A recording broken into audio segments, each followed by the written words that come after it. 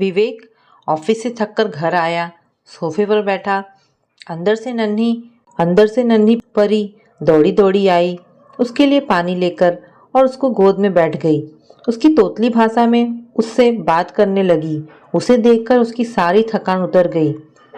परी ही तो उसके जीवन में मुस्कान लाई थी, इसलिए तो बड़े प्यार से उसका नाम परी रखा था। परी के साथ थोड़ा खेलकर वो अंदर कमरे में गया। 6 महीने के अयान को अपनी गोद में लिया। उसको खेलते देख विवेक की जान में जान आई। पिछले 1 हफ्ते से वो बीमार था। विवेक 1 हफ्ते से रोज रात को देर तक रोते अयान को गोद में लेकर इधर से उधर करता रहता। एक रात बहुत ज्यादा तबीयत खराब हुई तो आधी रात को हॉस्पिटल ले जाना पड़ा। आज उसे ठीक देखकर बहुत राहत हुई। विवेक की जिंदगी बहुत अच्छी कट रही थी। प्यार करने वाली पत्नी और अपनी किलकारियों से घर गुंजाने वाले 2 बच्चे। कुछ सालों पहले उसने बड़ी तकलीफ देखी। विवेक पढ़ाई में कमजोर था, इसीलिए 12वीं से आगे पढ़ाई न कर पाया। छोटी मोटी नौकरी में उसका जी नहीं लगता था। कभी नौकरी होती, कभी नहीं होती। नेहा से शादी करना चाहता था, पर कोई ढंग की नौकरी नहीं थी, तो नेहा के पिताजी ने शादी के लिए मना कर दिया। तब विवेक ने अपना कारोबार शुरू करने का सोचा। कारोबार के लिए पिताजी से पैसे मांगे। उसके पिताजी सरकारी दफ्तर में ऊंचे ओहदे पर थे। उन्होंने अपनी जमा पूंजी से कुछ पैसे विवेक को अपना बिजनेस शुरू करने के लिए दिए। वह बिजनेस चला नहीं और सारे पैसे डूब गए। विवेक निराश हो गया। अब उससे गैरों की चाकरी नहीं हो रही थी और खुद का बिजनेस ठप हो गया था। हताश और निराश विवेक को उसके पिताजी ने फिर से हौसला दिया, फिर से हिम्मत बंधाई और फिर से आर्थिक सहायता की। फिर एक बार प्रशांत ने नई शुरुआत की। फिर एक बार वह नाकामयाब रहा। अब नेहा की शादी के लिए भी लड़के देखने शुरू हो गए थे। विवेक सब कुछ हार चुका था, लाखों रुपए बर्बाद कर चुका था। ना ही व्यावसायिक जीवन में, ना ही निजी जिंदगी में स्थायी हुआ था। नेहा को खोने का डर उसे अंदर से खाए जा रहा था। कई दिनों तक हताशा में घिरा रहा। उसके पिताजी उसे मनोचिकित्सक के पास ले गए। उनके साथ कई सेशंस के बाद विवेक को फिर जीने का जोश आया। उसने एक बार फिर पिताजी से मदद मांगी। अब पिताजी के पास देने को कुछ नहीं था। वह अपना पेंशन, जमा पूंजी सब कुछ विवेक पर खर्च कर चुके थे। तब विवेक ने उनसे अपने गांव वाली जमीन बेचने को कहा। विवेक का बड़ा भाई उदय अब तक अपने छोटे भाई के हर दुख में उसके साथ खड़ा रहा। जब उनके पिताजी का सारा पैसा अपने छोटे बेटे पर लुटा रहे थे, तब भी वह चुप रहा। पर अब जब जमीन का सारा पैसा वह विवेक को देना चाह रहे थे, तब उसने आपत्ति जताई। जमीन पर जो खेती हो रही है, उससे हमें काफ़ी पैसा मिल रहा है और हमारा काफ़ी राशन भी उसी जमीन से आ रहा है। यह तो सोने के अंडे देने वाली मुर्गी को काटने वाली बात है। तब भी जब पिताजी नहीं माने तो उसने कहा, सब कुछ विवेक को ही दे दोगे, मेरे लिए कुछ नहीं रखोगे? बेटे, तुम पढ़े लिखे हो, इतनी अच्छी नौकरी है, अच्छी मोटी तनख्वाह है, साल दर साल तरक्की करते हो, तुम्हें बाप की कमाई की कोई ज़रूरत नहीं। तुम अपने आप ही बहुत काबिल हो। अपने भाई को देखो, वह अब तक कहीं स्थायी नहीं हुआ। वह कमज़ोर है, उसे मेरे सहारे की ज़रूरत है। उदय ने भी बड़ा दिल रखा। ज़मीन बिकी और विवेक को नए बिजनेस के लिए पैसे मिले।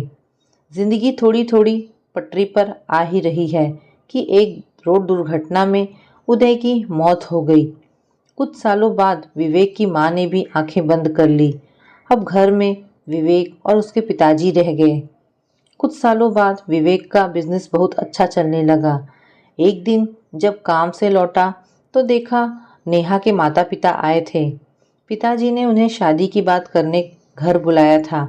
बड़े गर्व से कहा, मेरा बेटा अब आपकी बेटी के लायक हो गया है।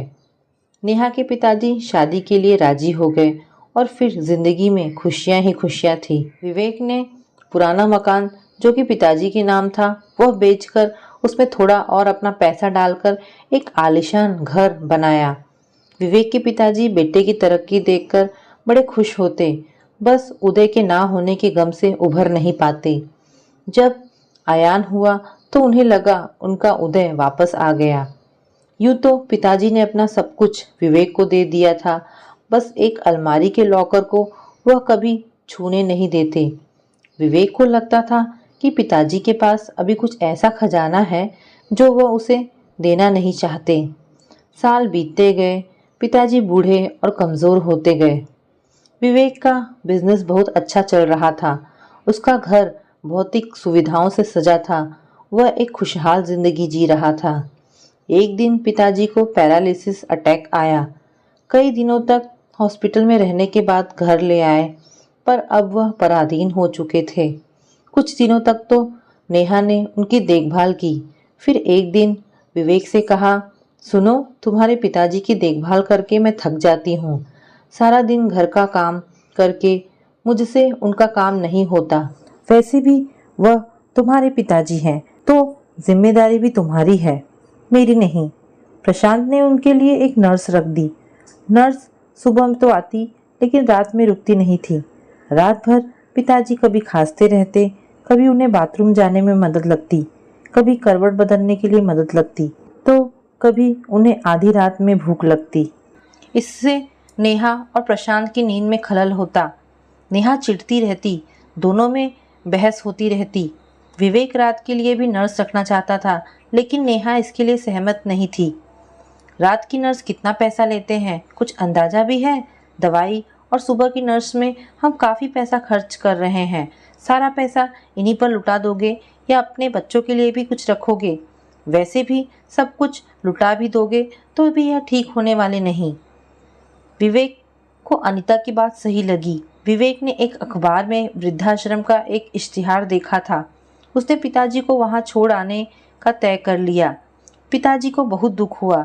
जिस बेटे के लिए उन्होंने अपना सब कुछ न्यौछावर कर दिया था, वह बेटा आज उसे यह दिन दिखा रहा था। लेकिन सबसे बड़ा दुख अपने पोते से दूर होने का था। लगा फिर एक बार कुदरत ने उनको उदय से फिर दूर कर दिया।